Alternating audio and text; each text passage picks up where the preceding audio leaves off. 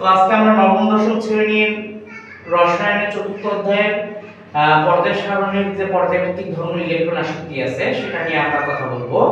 তো কথা বলতে গিয়ে আমরা প্রথমে জানবো ইলেকট্রন আসক্তি কাকে বলে। তো ইলেকট্রন আসক্তি বলতে কাকে বলে সেটা যদি বলি আমরা ডেফিনিশন, সেটা বলা হয় যে এক মোল গ্যাসীয় পরমাণুতে একটি একটি করে এক মোল ইলেকট্রন প্রবেশ করিয়ে এক মোল ঋণাত্মক আয়নে পরিণত করতে যে পরিমাণ শক্তি উৎপন্ন হয় বা নির্গত হয় তাকে বলা হয় ইলেকট্রন আসক্তি। তো ইলেকট্রন আসক্তি একটা পর্যায়ভিত্তিক ধর্ম, আর এই ধর্মটা আমাদের পরমাণুর আকারের সাথে পরিবর্তিত হয়। অর্থাৎ পরমাণুর আকারের সাথে কিভাবে পরিবর্তিত হয়, আমরা একটা কথা বলি আয়িক বলতে আয়নীকরণ, আতে আয়নীকরণ শক্তি, ইতি ইলেকট্রন শক্তি, তো অতে তড়িৎচুম্বকতা। এটা ব্যস্তানুপাতিক হচ্ছে পরমাণুর আকার। কি? পরমাণুর আকার। অর্থাৎ পরমাণুর আকার যদি বাড়ে আয়নীকরণ শক্তির মান কমে, যদি পরমাণুর আকার বাড়ে ইলেকট্রন আসক্তি কমে, পরমাণুর আকার বাড়লে তড়িৎচুম্বকতা কমে। ঠিক উল্টাটাও হবে, আবার এটা যদি কমলে তাহলে এটা বাড়বে, এটা বাড়লে এটা কমবে। এখন আমরা ইলেকট্রন আসক্তি নিয়ে একটু কথা বলি যে জিনিসটা কি।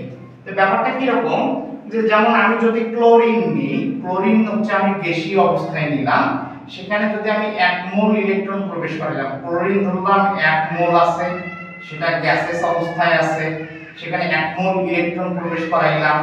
প্রবেশ করানোর পর যদি আমি ক্লোরাইড মাইনাস ঋণাত্মক আয়ন এটা এক মোলে পরিণত করতে যে পরিমাণ কি হবে প্লাস আমার হচ্ছে এনার্জি উৎপাদন হবে। কি হবে? এনার্জি। যদি শক্তি উৎপন্ন হয় তাকে আমরা বলি ইলেকট্রন আসক্তি। ঠিক আছে? তো ইলেকট্রন আসক্তি, তো এটা যেহেতু আমরা একটু আগে দেখলাম যে আমাদের পরমাণুর আকারের সাথে সম্পর্কিত, অর্থাৎ গ্রুপের ক্ষেত্রে, গ্রুপ বলতে পর্যায়সারণী উপর থেকে নিচে, সেখানে পরমাণুর আকার কমে, আর বাম দিকের থেকে ডান দিকে অর্থাৎ পর্যায়ে পরমাণুর আকার কি পায়? হ্রাস পায়। যেহেতু গ্রুপে উপর থেকে নিচের দিকে পরমাণুর আকার বৃদ্ধি পায়, সো গ্রুপের ক্ষেত্রে ইলেকট্রন আসক্তির মান কমে যায়। আর যেহেতু পর্যায়ের ক্ষেত্রে বাম দিক থেকে ডান দিকে গেলে পরমাণুর আকার হ্রাস পায়, তখন হচ্ছে ইলেকট্রন আসক্তির মান হচ্ছে বৃদ্ধি পায়। তো আমরা সেটা একটু দেখব গ্রুপের ক্ষেত্রে ইলেকট্রন আসক্তির সম্পর্কটা কি রকম। তো হ্যালোজেনাস মৌল বা সামুদ্রিক লবণ উৎপাদনকারী 17 নম্বর যে গ্রুপ, সেটা মৌলগুলো হচ্ছে fluorine, chlorine, bromine, iodine, astatine, tennessine, এরা আছে। তো এরা হচ্ছে আমাদের হচ্ছে তেজস্ক্রিয় মৌল। তো আমরা একই জিনিস কিছু যদি বুঝি তাহলেই হবে। তাই উপর থেকে এটা গ্রুপ 17 নম্বর গ্রুপ হচ্ছে এটা 17। তাহলে উপর থেকে নিচে গেলে আকার বাড়ে ইলেকট্রন আসক্তির মান কমবে। যদি কমে তাহলে আমাদের ইলেকট্রন আসক্তির সক্রিয়তার ক্রমটা কি হবে? তার মানে fluorine, chlorine, bromine, iodine, astatine, tennessine, এটা হওয়ার কথা ছিল, কিন্তু দেখা যায় যে এটা হচ্ছে ভুল। তাহলে সঠিক কোনটা? সঠিক হচ্ছে যে ক্লোরিন, তারপর ফ্লোরিন, তারপর ব্রোমিন, তারপর আয়োডিন, তারপর অ্যাস্টাটিন, তারপর হচ্ছে কি টেনাসাইন। এটা হচ্ছে সঠিক। এখন প্রশ্ন হলো যে স্যার শর্ত অনুযায়ী, সংজ্ঞা অনুযায়ী, নিয়ম অনুযায়ী তো এটা হওয়ার কথা ছিল, কিন্তু এইখানে এটা উল্টাপাল্টা কেন হইল, ব্যতিক্রম কেন হইল, সেই জিনিসটাই আমরা এখন ব্যাখ্যা করব। তো আমি একটু ফ্লোরিনের একটু কাঠামো আঁকি। ফ্লোরিন দ্বিতীয় পর্যায়ের মৌল, প্রথম পর্যায়ে 2টা, দ্বিতীয় পর্যায়ে 2, 4, 6, 7টা আছে। 7, 9, ফ্লোরিন যেহেতু 9টা আছে, তাই না? n ইকুয়াল এখানে হচ্ছে 2। আর ক্লোরিন যদি ধরি আমি, প্রথম পর্যায়ে আছে 2টা ইলেকট্রন, দ্বিতীয় পর্যায়ে আছে 8টা, 4,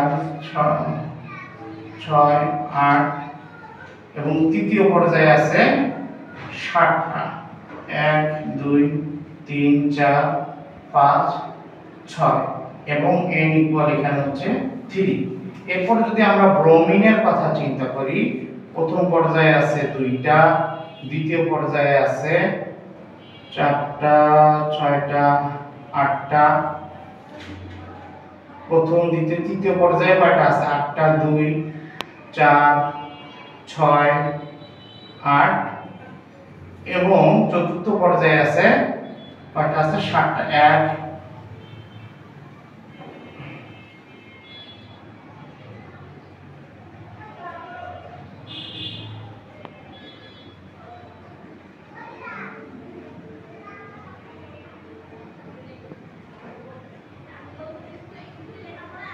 এখানে 1 2 3 4 n ইকুয়াল আছে কি 4 শক্তি স্তর।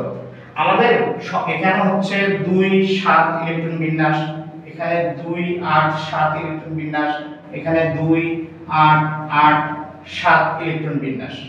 ঠিক আছে, এখন আমাদের একটা কথা মনে রাখতে হবে, একটা পরমাণু বা মৌলের শক্তি স্তর অসীম পর্যন্ত থাকে, কিন্তু আমরা আসলে এখানে দ্বিতীয় পর্যায়ে, তৃতীয় বা চতুর্থ পর্যায়ে পর্যন্ত কাউন্ট করতেছি। কেন কাউন্ট করতেছি? কারণ এখানে হচ্ছে এই পর্যন্তই আমরা ইলেকট্রনগুলো পেয়েছি। শেষ যে কক্ষপথটা আছে এটাকে বলি আমরা কি ভ্যালেন্স শেল বা যোজ্যতা স্তর। এরপরে কি আরো স্তর আছে যাদেরকে কি বলি আমরা কনডেন্স শেল বা পরিবহন স্তর আছে। ঠিক আছে, তো এখন আমাদের ধরে নিলাম যে এই জায়গায় এই শক্তি স্তরটা n ইকুয়াল হচ্ছে আমাদের 15, এটা ধরলাম আমরা n ইকুয়াল 15, এটা হচ্ছে n ইকুয়াল হচ্ছে ধরলাম আমরা 15। তো আমরা বোরের নীতি অনুযায়ী জানি যে এইখান থেকে যদি একটা ইলেকট্রন উচ্চ শক্তি স্তর থেকে ইলেকট্রন যদি নিম্ন শক্তি স্তরে আসে তখন কি হয়? শক্তি সে বিকিরণ করে। তাইলে 15 নম্বর শক্তি স্তর থেকে সে দ্বিতীয় নম্বর শক্তি স্তরে আসলো, তার মানে সে মোট কতটা শক্তি স্তর অতিক্রম করলো ভাই? 13টা। তাহলে এখান থেকেও যদি আসে হচ্ছে এখানে, তাহলে এখানে সে কতটা শক্তি স্তর অতিক্রম করলো? n ইকুয়াল হচ্ছে 3 আছে 12টা। তাহলে এখানেও যদি ইলেকট্রন থাকে, এখান থেকেও যদি সে এখানে আসে, তাহলে সে এখানে n ইকুয়াল কয়টা শক্তি স্তর অতিক্রম করলো? 11টা। এখন আমরা ধরে নিলাম যে উপরের শক্তি স্তর থেকে যখন নিচের শক্তি স্তরে ইলেকট্রনগুলো আসতেছিল অসীম থেকে, তখন প্রত্যেকটা শক্তি ইলেকট্রনগুলো উপর থেকে নিচে আসার সময় নিলস বোরের মডেল অনুসারে তার শক্তি বিকিরণ করে, এবং প্রত্যেকটা স্তর অতিক্রম করার সময় নিচে আসার সময় আমরা ধরে নিলাম প্রত্যেকটা শক্তি স্তরে সে 10 কিলো জুল পার মোল শক্তি উৎপন্ন করে, 10 কিলো জুল পার মোল শক্তি উৎপন্ন করে। তাহলে ফ্লোরিনের ক্ষেত্রে যেহেতু n ইকুয়াল টু সে 13টা শক্তি স্তর অতিক্রম করছে, তার মানে প্রত্যেকটা স্তরের জন্য 10 কিলো জুল, তাহলে 13টা স্তরের জন্য 13 গুণন 10 মানে হচ্ছে 130 কিলো জুল শক্তি সে উৎপন্ন করছে। আমার হচ্ছে এখানে যেহেতু হচ্ছে 12টা শক্তি স্তর এবং 10, তার মানে 120 কিলো জুল শক্তি সে উৎপন্ন করছে।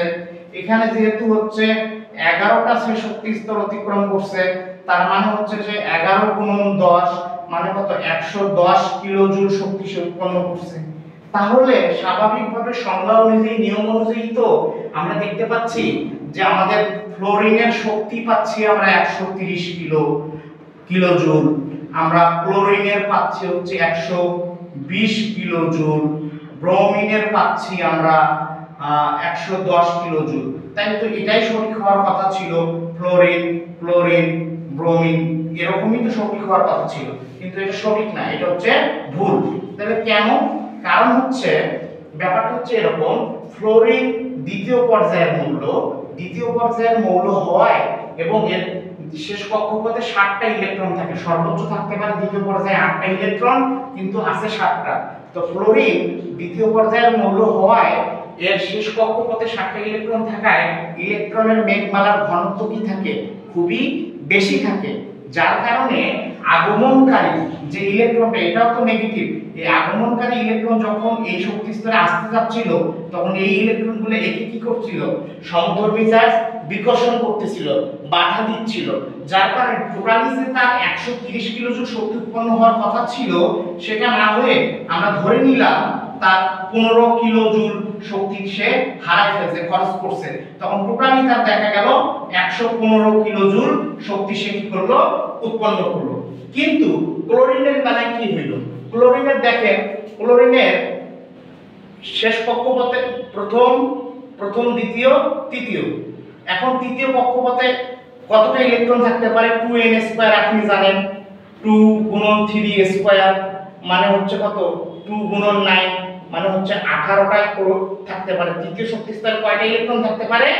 ক্লোরিনে 18টা। তো ঘটনা হলো যে ক্লোরিন তৃতীয় পর্যায়ের মৌল এবং তার শেষ কক্ষপথে ইলেকট্রন আছে 7টা, কিন্তু তৃতীয় পর্যায়ে ক্লোরিনের ইলেকট্রন ধারণ ক্ষমতা হচ্ছে 18টা।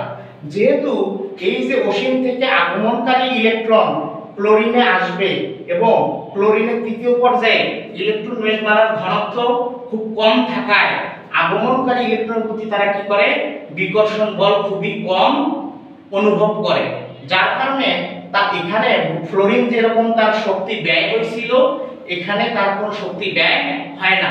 অ্যাজ এ রেজাল্ট তার যে শক্তি আমরা ধরে নিয়েছিলাম যে এক ক্লোরিনে 120 কিলো জুল উৎপন্ন হয়েছিল, তার 120 কিলো জুলই থাকে। আবার ব্রোমিন অ্যাস্টাটিক টেলেসাইন সবার ক্ষেত্রেও কিন্তু সেম, শুধু ব্যতিক্রম হচ্ছে ক্লোরিন আর ফ্লোরিনের কারণে। ঠিক আছে, কারণ ফ্লোরিন দ্বিতীয় পর্যায়ের মৌল, দ্বিতীয় পর্যায়ে ইলেকট্রন সর্বোচ্চ থাকতে পারে 8টা, কিন্তু আছে 7টা থাকার কারণে আগমনকারী যে ইলেকট্রন, যে আসবে ইলেকট্রন আমরা প্রবেশ করাবো, সেই ইলেকট্রনের প্রতি সে কি করে? বিকর্ষণ বল অনুভব করে, যার কারণে তার টোটাল যতটা শক্তি নির্গত হওয়ার কথা ছিল তার থেকে শক্তি কমে যায়। কিন্তু ক্লোরিন তৃতীয় পর্যায়ের মৌল হওয়ায় তৃতীয় পর্যায়ে সর্বোচ্চ 18টা ইলেকট্রন ধারণ করতে পারে, কিন্তু তার 7টা ইলেকট্রন আছে, তার মানে ক্লোরিনের তৃতীয় পর্যায়ে অনেক বড় ফাঁকা জায়গা আছে।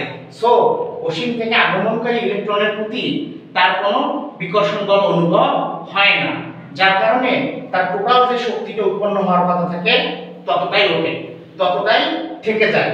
এই কারণে দেখা যায় যে ক্লোরিনের শক্তি আমরা দেখলাম ধরে নেওয়া, এই মানগুলো আমাদের রূপক ধরে নেওয়া, মান আমরা পাইলাম 120, ফ্লোরিন পাইলাম 115, ব্রোমিন যদি আমরা ব্রোমিনের কথা চিন্তা করি 110, এরকম। তাহলে এই হিসাবে যদি চিন্তা করি তাহলে ক্লোরিনের ইলেকট্রন আসক্তির মান বেশি, তারপর হচ্ছে কি ফ্লোরিন, তারপর কি ব্রোমিন, তারপর ডট ডট ডট আপনার আয়োডিন অ্যাসিড এভাবেই থাকবে। এটা হচ্ছে ব্যতিক্রম। তাহলে আমরা ইলেকট্রন আসক্তির যে বিষয়টা এবং ব্যতিক্রম যে ধারণা এবং ক্রম, সেই জিনিসটা আমরা বুঝতে পারলাম। আশা করি। ধন্যবাদ। কোনো সমস্যা আছে আপনাদের? কোনো থাকলে কোনো প্রশ্ন করতে পারেন।